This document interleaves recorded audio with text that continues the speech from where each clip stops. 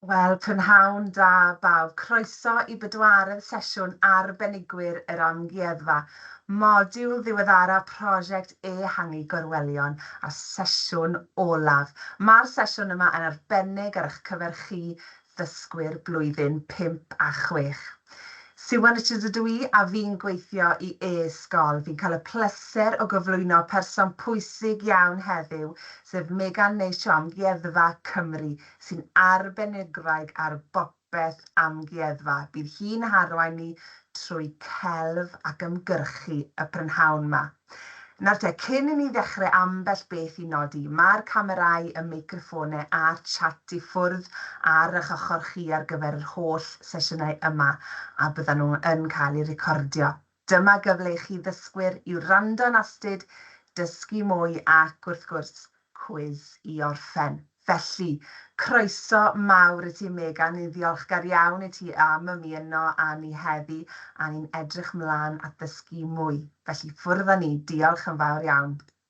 Lovely, okay, dwi'n just mynd i rannu sgrin fan hyn te. Wy'n dangos i chi ein cyflwyniad nawr. Ydy fy microffon yn gweithio'n iawn? Ydy gallu clywed fi'n iawn? Fi clywed ti, Megan, a mae'r sleids just yn ymddangos yn y funud. Odi, maen nhw lan. Lovely. OK, wel, diolch am cael fi unwaith eto gyda'r esgol y gwaith yma. Heddiw, dyn ni'n mynd i sôn am be ydych chi falle di gweld yn barod yn y 3 wythnos diwethaf. Dyn ni wedi bod yn edrych ar pethau yn yr amgueddfa sydd yn sôn am ymgyrchu a protestio.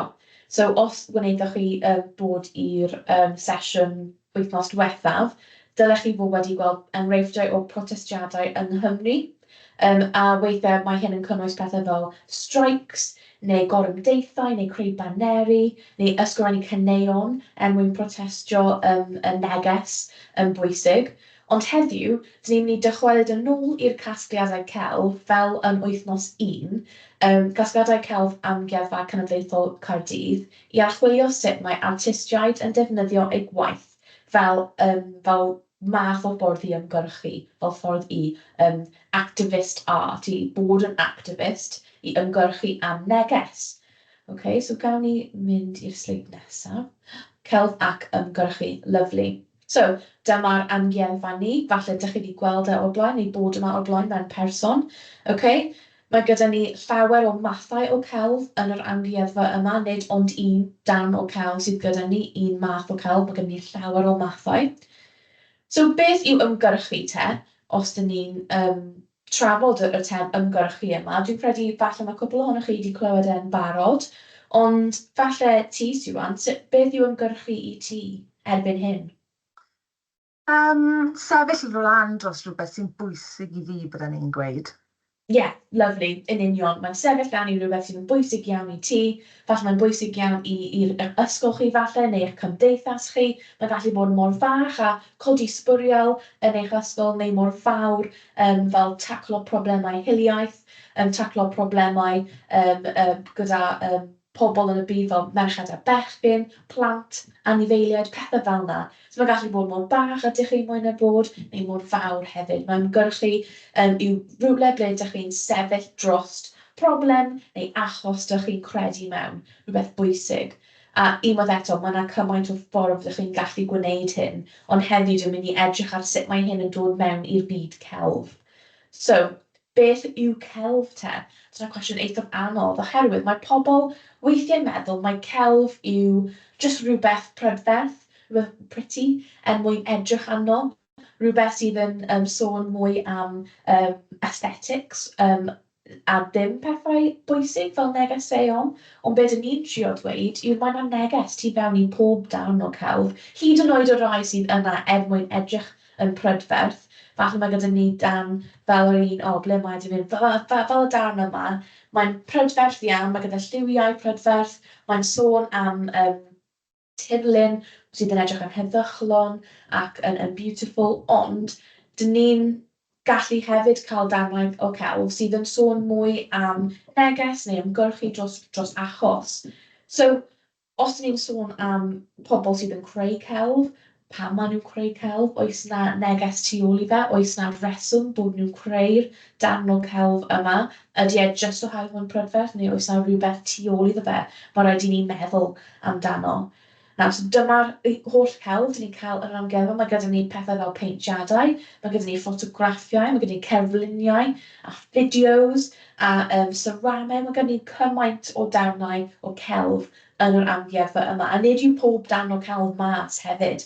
Mae gyda ni darnau o celf sydd tu ôl i'r llenni hefyd, ble mae y pobl yma yn gofalu, y curators yma yn gofalu am yr celf mwyn iddyn nhw dod mas rhywbryd. Ac wedyn mae'r pethau sydd yn mas yn barod, mae rhain yn mynd nôl i'r llenni wedyn, mwyn cael eu trin, oherwydd weithiau, pryd maen nhw mas yn y golau a o gwmpas pobl, maen nhw'n gallu torri, neu maen nhw'n gallu dod yn faded tipyn bach, mae'r lliw yn gallu mynd tipyn bach, felly maen nhw'n mynd tu ôl i'r llenni mwyn cael eu trosi wedyn. So dyma sut mae'n edrych tu ôl i'r llenni yn yr amgueddfa. A mae pobl yn gweithio jyst fel hyn, yn manwl iawn, mwyn dod ar darnau o celf yma nôl i bywyd, mwyn mynd nôl mas yn yr orielau celf.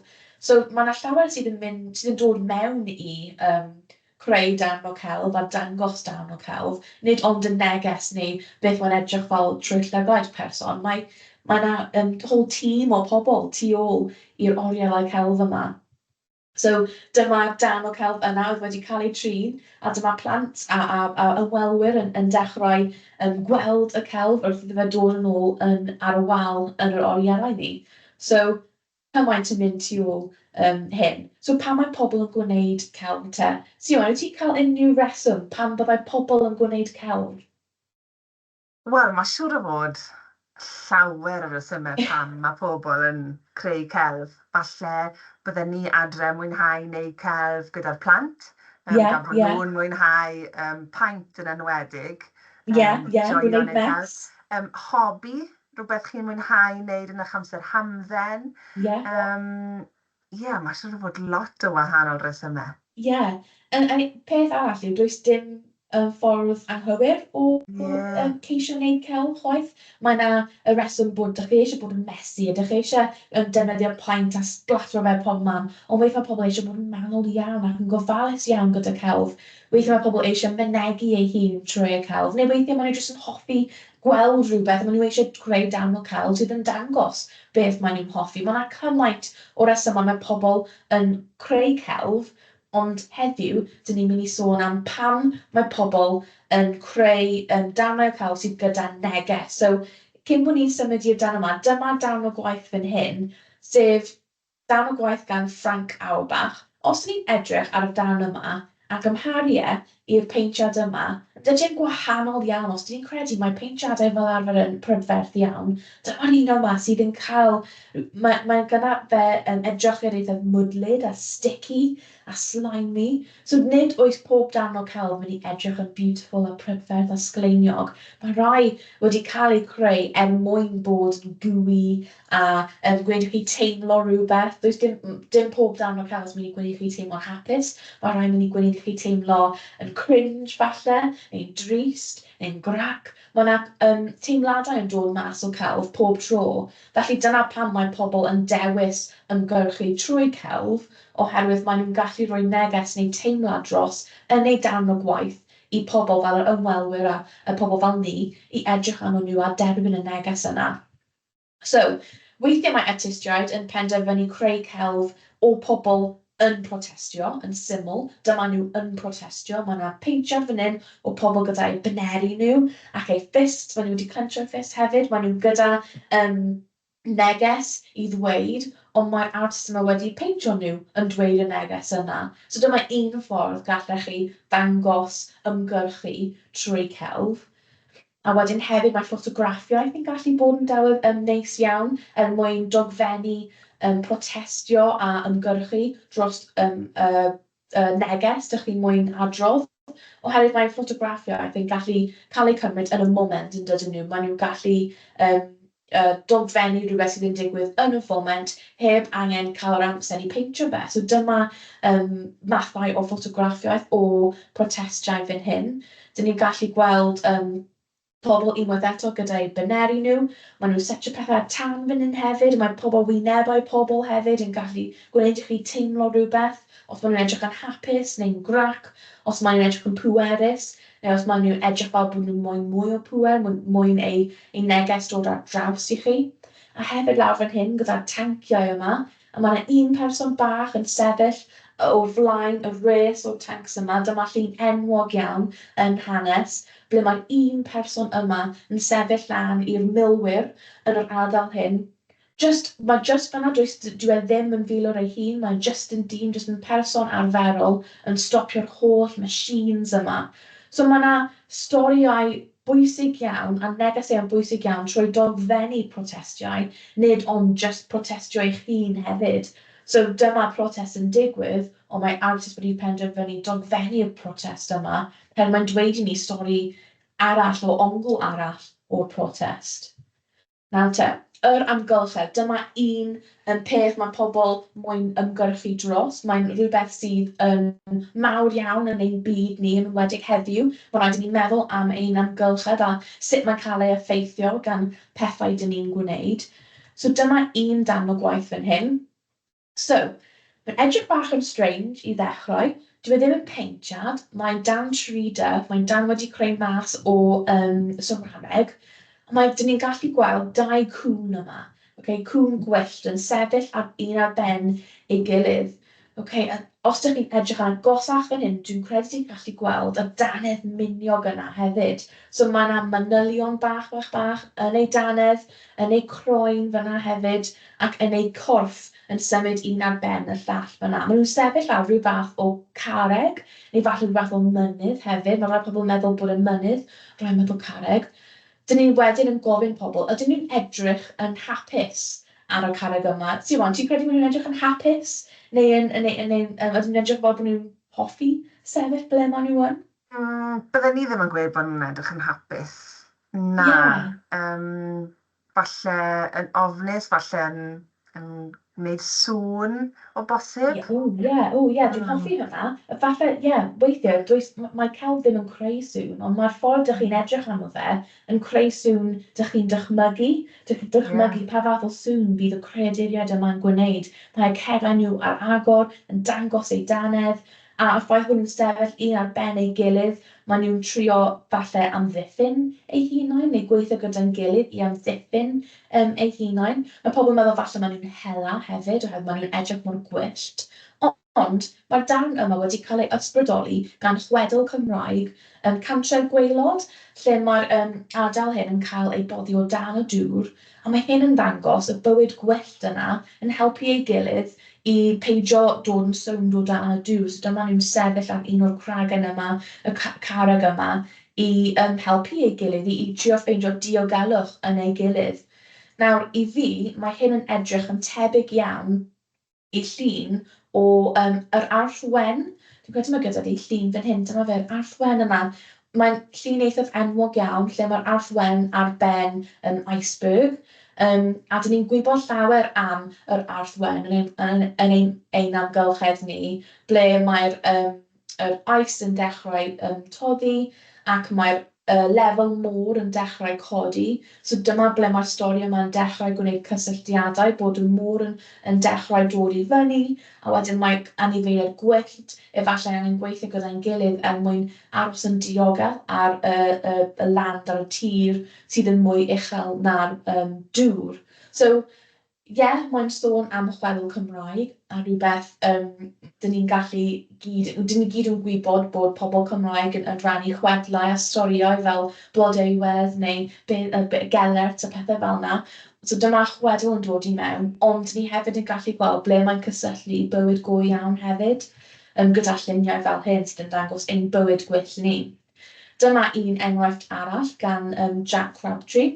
Dyn ni'n gallu gweld fan hyn rhyw fath o pwll, Mae'n edrych yn odd iawn pryd ydych chi'n edrych arno fe fel hyn. Mae yna cymaint yn digwydd yn y llun. Mae gyda ni manylion ar y gwaelod, yr cymylau ar ben, mae gyda ni adeilad yn y cefndir fan hyn. A mae lliwiau mor frwnt. Mae wedi defnyddio gwyrdd, sef lliw dyn ni fel arfer efallai, yn gweld sydd yn cysylltu gyda natur neu pethau byw. Ond fan hyn, mae'r lliw gwyrdd yna mor brwnt, mae wedi cael ei cymysgu gyda bach o llwyd a bach o glas hefyd. Mae'n edrych falle mwy fel rhywbeth sydd wedi dechrau pydru, neu rhywbeth sydd yn cael llygredu tu fewn iddo fe, rhywbeth llygredd.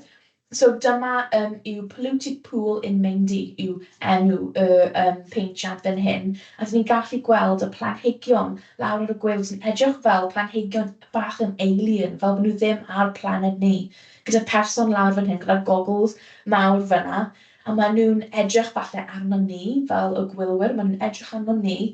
Mae'r holl golygfeydd yna tu ôl i nhw. Falle maen nhw ddim hyd yn oed yn gweld y golygfeydd hyn, ond falle mae yna rhyw fath o reflection yn eu goggles nhw, yn dangos be dyn ni'n edrych arno fyna.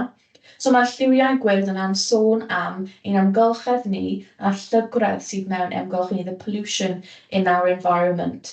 A can defnyddio'r lliw gwyrdd yna mwyn dangos nid yw pob lliw gwyrdd ydych chi'n gweld mewn lyflu darnau o celf, nid yw pob lliw gwyrdd yna yn dangos rhywbeth naturiol ac heddychlon a iachus. Weithiau mae'n gallu bod yn gwyrdd aniachus fel fan hyn.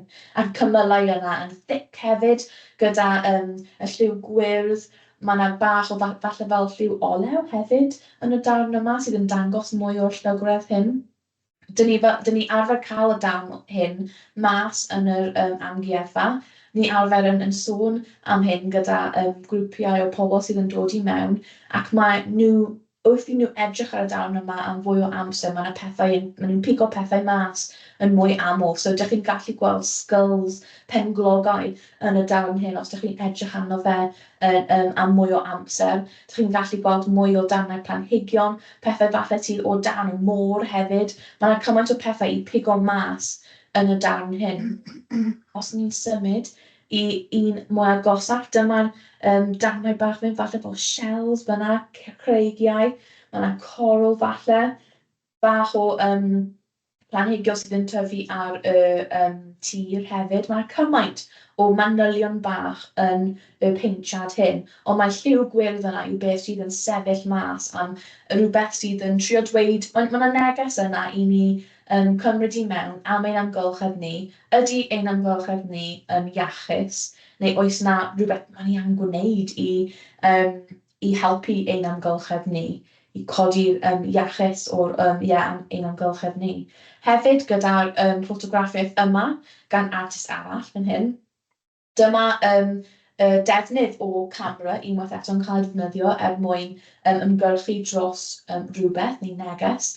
A dyn ni'n gallu gweld darnau o sbwriel fan hyn yn yr ffotograffiau yma, sydd yn eithaf diddorol i meddwl bod darnau o sbwriel yn cael ei defnyddio mwyn gwneud celf. Mae'n rhyfedd i gweld rein yn yr olielau celf hefyd. Ydych chi'n dod mewn i'r oliel celf, mae'n taclus iawn, mae popeth yn llachar a gwyn, a wedyn ydych chi'n gweld y darnau o sbwriel yma ar y wal. A does dim byd yn y llun yn dweud i chi, mae rhaid i chi gofalu am eich amgylchedd, mae rhaid i chi codi sbwriel, mae rhaid i chi gwneud pethau fel hyn. Does dim byd yn dweud i chi'n union beth i gwneud, ond mae'r stori yna rhywle. Mae rhaid i chi edrych arno fe, mae'n gwneud i chi meddwl am pethau, wel, os dwi'n taflu pethau mas, ble mae'r pethau yna yn mynd, beth sy'n digwydd iddyn nhw ar ôl i nhw gadael fy tŷ i, dyma beth sy'n digwydd, maen nhw'n aros mewn tips. Does dim byd arall yn digwydd i nhw, maen nhw'n aros yna am flynyddoedd nes bod nhw'n dod mewn i pethau bach, plastics bach. So os maen nhw'n out of sight, out of mind yw falle rhyw fath o phrase sydd yn dod i fy mhen i, pryd ydych chi'n rhoi'r sbwriel mas, ble mae'n mynd ar ôl hyn, beth sy'n digwydd i'r sbwriel chi ar ôl iddo chi taflu e mas. A dyma ffordd o defnyddio celf mwyn cyfleu'r stori yna. Mae celf yn rhywbeth falle mwy hawdd i deall. Mae'n rhywbeth sydd yn teimlo accessible i pobl i deall. Does dim angen darllen unrhyw beth, does dim angen trafod unrhyw beth. Mae jyst angen edrych arno darn o ffotograffiaeth neu peintiad, a mae stori a neges yn dod ar draws yn gyflym iawn. Mae'n ffordd gyflym i dweud neges neu stori. Hefyd gyda'r darn yma, mae'n edrych yn syml i'r un arall, ond falle mwy llachar. So pryd mae hyn ar y wal yn yr amgueddfa, dwi ddim ar y wal heddiw, ond pryd mae e yn mas, mae'n darn eitha gwyn, so mae'n llachar iawn, mae'n denu eich llygach chi mewn, a wedyn dych chi'n cael y boteli yma, just ar ben ei hun, y boteli yma, pob math o lliw, pob math o siap, a mae y holl boteli yma wedi cael ei ffeindio ar y traeth, okay? So maen nhw wedi dod o'r môr falle, ond wedi glanio ar y traeth.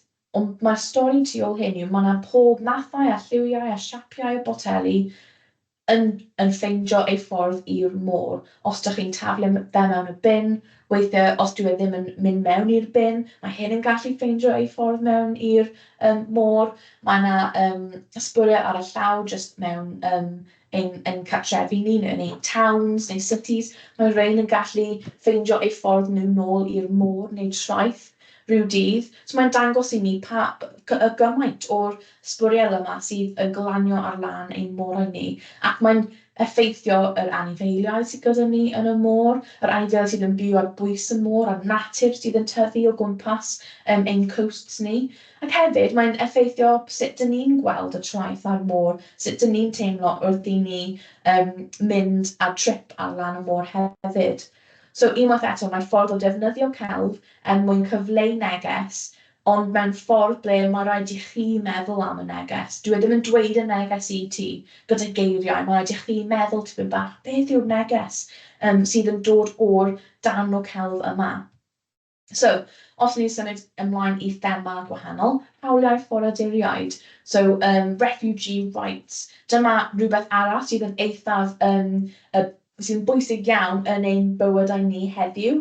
Mae'n rhywbeth sydd wedi dod i fyny llawer yn y blynyddoedd diwethaf yn enwedig.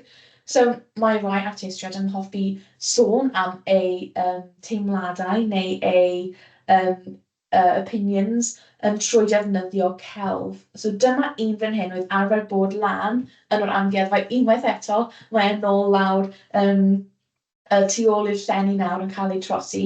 Ond o Daniel Trifidi, dyma yw y blancedi yma. Mae blancedi, fel ydych chi'n gallu gweld, yn cael ei pinio lan gyda'r chains yma.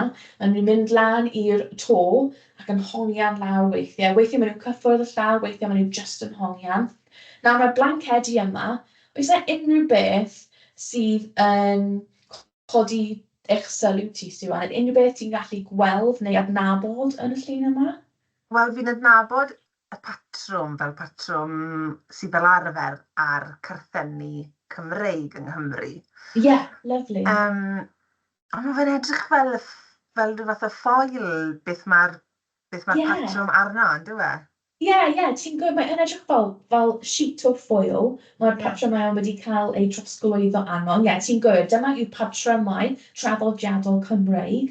Maen nhw'n defnyddio'r patrymau yma ar blancedi llawer, neu falle dillad hefyd. So mae gyda ni patrymau Cymraeg, ond mae nhw ar foil yma. So mae'r foil, dych chi'n gallu gweld fan hyn, yw fath o foil dyn ni defnyddio fel emergency blanket, so blanced ar gyfrwng. Mae pobl yn gwisgo nhw mwyn bod yn cael gwres yn ôl iddyn nhw. So falle, os ydych chi'n redeg marathon enfawr, bydd rhaid i chi roi un arnoch chi cael y gwres nôl ar eich corff, neu os ydych chi'n nofio am oriau, mae rhaid i chi cael hyn i bod yn fwy cynnes. Ond maen nhw'n cael defnyddio mewn sefyllfeydd ble mae pobl angen diogelwch hefyd, mae pobl angen bod yn cynnes. Ac un o'r digwyddiadau yma yw pryd mae fforaduriaid yn croesi'r môr, a mae rhaid i nhw croesi'r môr mwyn ffeindio diogelwch, a pryd mae nhw'n cyrraedd a'r pobl sydd yn cysylltu gyda nhw, mae nhw'n rhoi blancedi yma dros nhw mwyn nhw teimlo bach mwy cynnes. Ond, gyda'r patrwm hyn, yr patrwm Cymraeg, mae'r artist yma yn trio dweud bod pobl Cymru, mae nhw yn dewis i gofalu am y pobl yma sydd yn dod i Cymru mwyn bod yn diogel. sydd yn dod i Cymru mwyn ffeindio cartref newydd, yn gadael eu cartref nhw tu ôl iddyn nhw, yn dod yma i ffeindio cartref newydd, i dod i mewn i ein gwlad ni, ein cymuned ni, i ffeindio diogelwch am eu teulu nhw. So, dyn ni'n dangos fan hyn bod Cymru, we are open arms, dyn ni yma i gofalu am pobl ar draws y byd. Mae pawb yn dyn ni'n croesawu pawb i Cymru. A dwi'n credu mae'n ffordd neis o dangos y ffaith bod blanced yn rhywbeth cyfforddus, rhywbeth cynnes. We are quite familiar gyda'r teimlad yna bod yn cynnes o dan blanced, ond mae yna hefyd y stori ofnadwy tu ôl i pobl angen redig i ffwrdd o eu gwlad nhw, heb dwi ddim yn diogel ragor mwyn ffeindio lle newydd i byw. So mae yna 2 stori yn digwydd fan hyn, ond yn dod at ein gilydd i dweud, mae Cymru yw lle diogel iawn, a dyn ni moyn croesawu pobl mwyn nhw teimlo'n diogel hefyd. So dyna un fath o gwaith 3D yw'r gwaith yma, wrth gwrs, so y gwaith yma, dych chi'n gallu gweld o dan, dych chi'n gallu gweld tu ôl i fe, ond wedyn fan hyn mae gyda ni ffotograff unwaith eto. Okay? Mae'r ffotograff yma yn union pwy ydych chi'n edrych arno fe, mae'n llachar iawn, mae'n gwyn iawn, does dim llawer yn digwydd yn y ffotograff yma i ddechrau, so falle os ydych chi'n dod mewn i Amgueddfa a ydych chi'n gweld y ffotograff yma, mae'n anodd gweld beth yw neges y ffotograff yma, ond dyma un sgil mae rhaid i chi i ymarfer wrth edrych arno darnau o celf. Mae rhaid i chi meddwl yn fwy yn dyfnach am beth yw'r stori tu ôl i hyn. Mae gyda ni person, plentyn bach, yn gorwedd ar lawr ar bwys pwll nofio. Does dim byd tu ôl iddo fe, does dim byd yn y pwll, just fe a'r dŵr. Nawr, dyma bachgen bach oedd yn ffoadur refugee gyda'i teulu, a mae fe nawr yn dysgu sut i nofio unwaith eto. So, wrth iddo fe croeso o ei tŷ fe mewn y gwlad oedd ddim yn diogel ragor, a croesi'r dŵr, y môr, mwyn dod i Cymru, i bod yn diogel, i teimlo'n diogel. Dyma nhw'n trio dechrau nofio unwaith eto ar ôl y holl trauma yna, o bod yn dŵr anddiogel, okay? Mae'r dŵr, wrth ydych chi'n croesi mewn cwch bach, mae'n ofnadwy croesi'r môr gyda'r teimlad yna, gyda'r y tywydd hefyd. So dyma nhw'n trio dechrau, they have to trust water again, mae rhaid i nhw dechrau trin dŵr hefyd gyda'i hunain hefyd, ydyn nhw'n teimlo yn y dŵr, a mae bachgen yma'n cymryd llawer o amser i dod i mewn i'r dŵr, ond wedyn yn y diwedd, dyma fe'n dod i mewn i'r dŵr, mae'n dechrau nofio unwaith eto, he starts to trust himself in the water again, a mae'n teimlo bach yn hapusach, a mae'r artist yma mwyn cyfleu'r stori yna, lle mae'r pobl yma, yr pobl sydd yn croesi'r dŵr, y pobl sydd yn dod o cartref dyn nhw'n caru, ond nawr dyn nhw ddim yn gallu byw yna ragor, i dod i rywle gwahanol iawn i byw, ac wedyn hefyd yn angen dod yn dros yr ofn yma o dŵr, mwyn dechrau dysgu sut i nofio unwaith eto. So, mae'n stori eithaf trist, ond mae'n stori sydd gyda bach o gobaith hefyd, bod y plant yma'n dechrau yn dysgu sut i nofio unwaith eto, gyda help ni hefyd, gyda help y pobl sydd eisiau rhoi diogelwch i'r plant yma. So mae celf yn gallu ymgyrchu dros achos, ond trwy ffordd eithaf positif, i dweud sut mae pethau'n gallu newid, sut mae pethau'n gallu sut ydych chi'n gallu helpu pobl i teimlo mwy fel pobl a mwy fel maen nhw wedi dod i rywle diogel. So dyma unwaith eto yw darn o celf sydd yn dod o dan y thema hawliau ffoaduriaid. A wedyn mae gyda ni gwrthhiliaeth, sef rhywbeth dyn ni wedi edrych arno tipyn bach mewn sesiwn gyntaf ni yn y 4 wythnos yma. Mae celf yn ffordd da iawn i sôn am gwrthhiliaeth, oherwydd dyd chi'n gallu literally peintio scene yma neu peintio neges yma, mae rhaid i ni dod ar draws i pobl. Ac mae hefyd mae'n syniad ac mae'n neges eithaf dwfn hefyd, a mae'n eithaf ofnadwy i sôn am, mae'n drist i sôn am, fel mae popeth yn y darnau ymgyrchu yma, ond dyma pam fy ni'n ymgyrchu dros nhw, oherwydd mae gyda nhw teimladau yna. Mae rhaid ni siarad am y pethau yma mwyn i ni ffeindio solution a pethau. So os ni'n edrych ar y sketch fan hyn, dyma yw sketch ar gyfer stained glass window. Oedd yr artist yma moyn creu ar gyfer eglwys yn Alabama yn yr Unol Daleithiau America. So yn y cyfnod hyn, roedd y KKK, y Ku Klux Klan, so dyma oedd grŵp o pobl oedd wedi penderfynu bod pobl gwyn yw'r pwysicaf pobl, yw'r pobl oedd yn cael yr holl pŵer, ac roedden nhw'n hiliol iawn, iawn, iawn tuag at pobl du. So dyma nhw yn dewis bomio yr eglwys yma wrth i pobl bod yna yn gwneud eu ysgol sul nhw. So maen nhw'n creu'r effaith ofnadwy hyn yn yr eglwys, maen nhw'n defnyddio eu pŵer nhw mwyn gwneud rhywbeth ofnadwy iawn, disgusting iawn, ond wedyn dyma Cymru yn clywed am yr achos hyn, a dyma'r artist yma yn dewis i creu'r danol celf hyn mwyn rhoi iddyn nhw i dangos lan yn eu eglwys nhw, pryd roedd y eglwys angen cael ei ail-adeiladu. So dyma'r sketch, mae gyda ni'r sketch yn yr amgueddfa, a wedyn dyma sut mae'r stained glass window yma'n edrych yn bywyd go iawn. So mae gyda ni Iesu fan hyn ar y ffenestr, ond mae Iesu fan hyn wedi cael ei dangos fel dyn du. Okay? So dyma un o'r unig dynion, ei darluniad o Iesu fel person du yn yr amser yna, yn unig un oedd wedi cael ei dangos mewn stained glass window. So roedd e'n amser eitha pwerus i gwneud yr syniad yma bod Iesu yn gallu bodoli fel unrhyw un. Mae Iesu yn falle rhywun sydd yn gallu cynrychioli pawb, nid ond un person, ac hefyd yn sefyll i fyny am y mater yma wedi digwydd. Mae'n fel gift yn dydy e, mae'n anreg i'r pobl yma yn dweud bod pobl Cymru yn clywed nhw, pobl Cymru yn deall beth sy'n digwydd, a maen nhw'n mwyn dangos bod ni'n gallu dod at ein gilydd i ymgyrchu dros yr achos yma. Dyma un enghraifft arall o ymgyrchu dros achos, dros dau gwlad hefyd. Dwi ddim angen bod yn rhywbeth bach, mae'n gallu bod yn mor fawr bod e dros dau gwlad hefyd. A wedyn fan hyn, mae gyda ni paentiad gan artist Frank Bowling. Dyma paentiad bach fan hyn. Mae'r paentiad yn dangos i ni plien feather o anifail sydd yn byw yn ei ardal e. A wedyn y lliwiau yn y cefndir yw lliwiau ei fflag yn Ghana. So cafodd ei eni yn Ghana, ond wedyn symudodd i UK. A dyma fe yn ceisio creu celf am ei bywyd, to create art for his life, a creu celf am ei arian. A wedyn, dyma fe'n creu'r paentiadau yma. Maen nhw'n mawr iawn mewn person, so os ydych chi'n mynd ati i gweld mae hyn yn yr amgueddfa heddiw, so ydych chi'n gallu gweld yr un yma.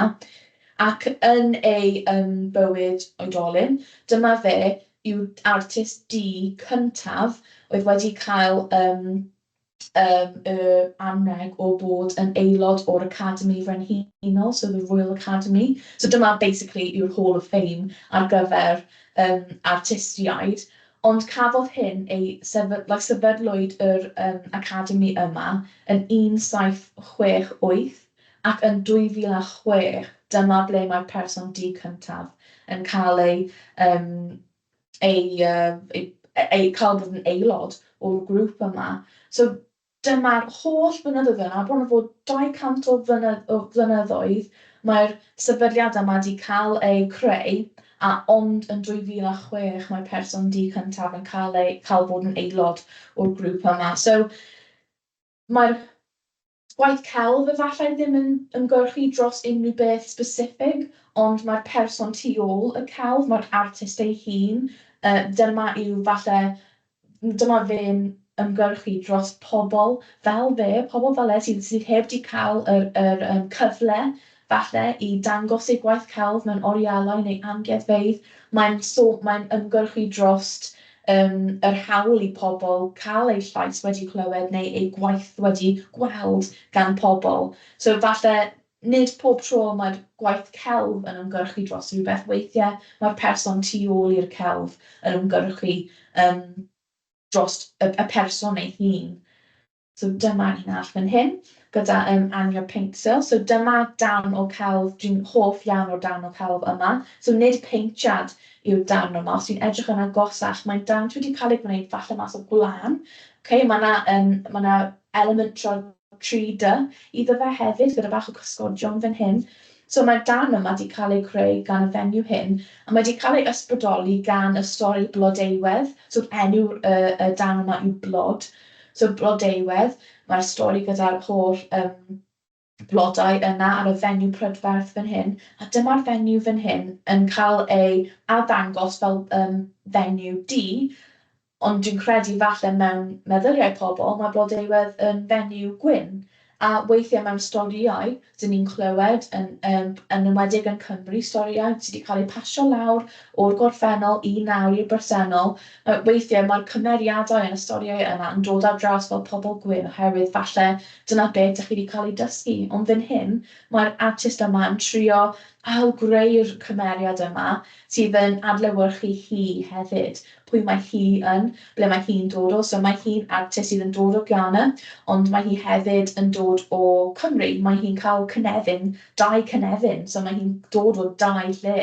A mae hi'n trio cyfleu'r syniad yna bod dyw pobl ddim i gyd yn edrych fel ei gilydd. Does na ddim un person Cymraeg neu un person o ble mae hi wedi dod o, neu un person o Lloegr. Mae yna cymaint o wynebau ein cynefin ni. Mae yna cymaint o gwahanol pobl yn ein cynefin ni, yn ein storïau ni, gyda gwahanol wynebau, gwahanol lliw croen, a dyma hi yn ail-greu'r cymeriad yna i adlewyrchu hyn. So unwaith eto, falle nad yw'r darn ei hun yn ymgyrchu yn galed iawn ac yn trio dweud stori i ti yn eich wyneb chi, ond mae'r stori'r artist ei hun ac ei passion hi i arddangos pobl sydd ddim yn cael ei arddangos llawer mewn darnau o celf neu storïau, dyma ble mae'r ymgyrchu yn dechrau dod ar draws.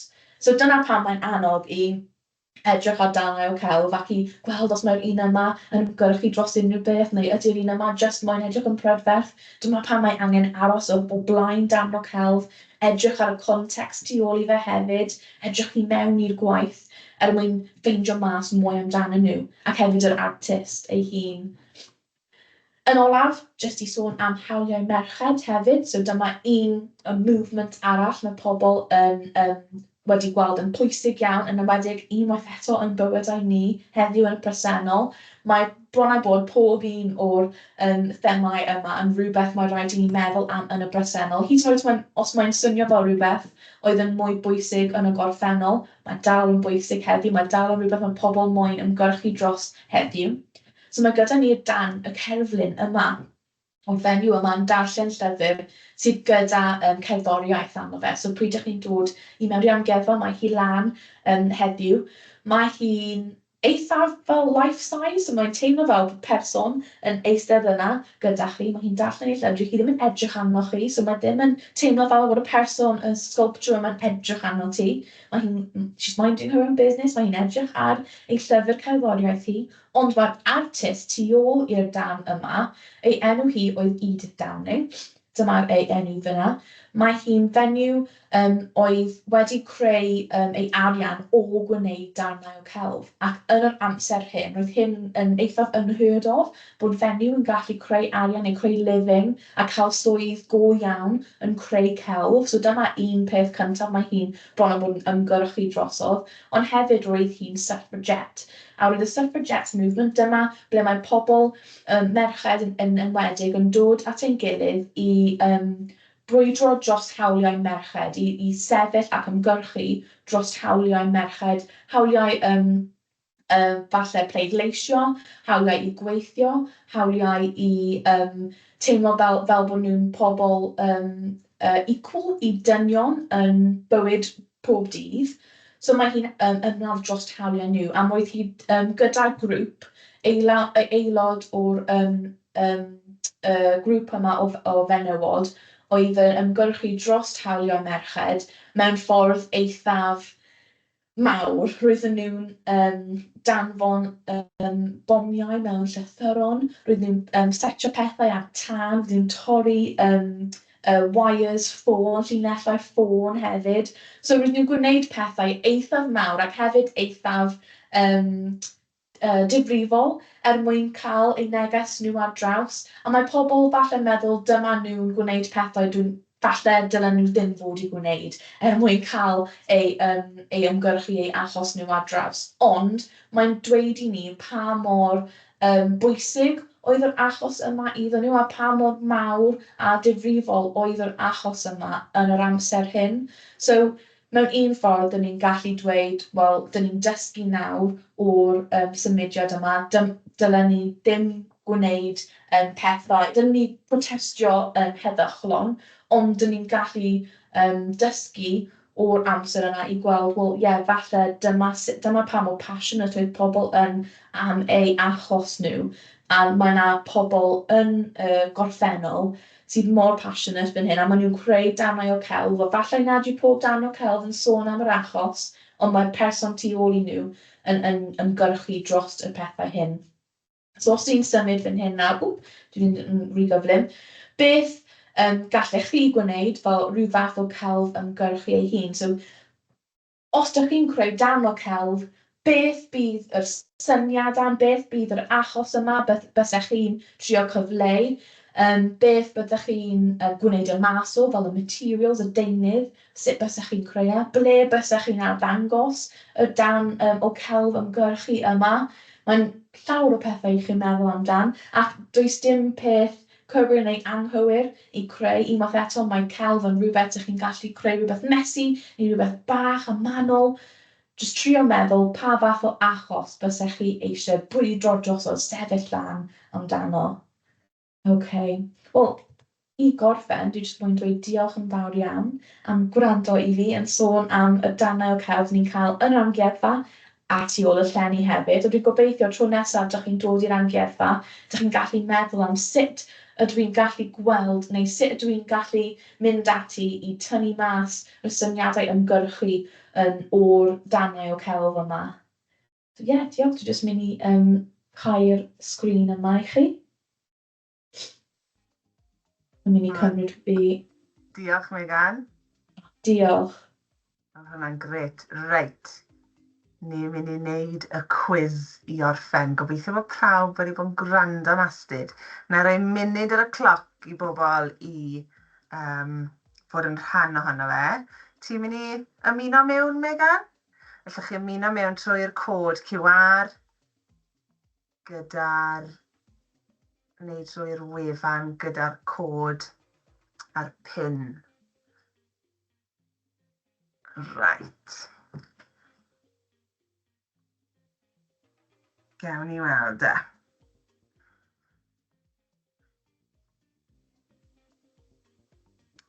Rhaid dechrau ymuno nawr. Gret. Bydd y cwestiynau hyn 5 cwestiwn am yr hyn mae Megan wedi sôn amdano.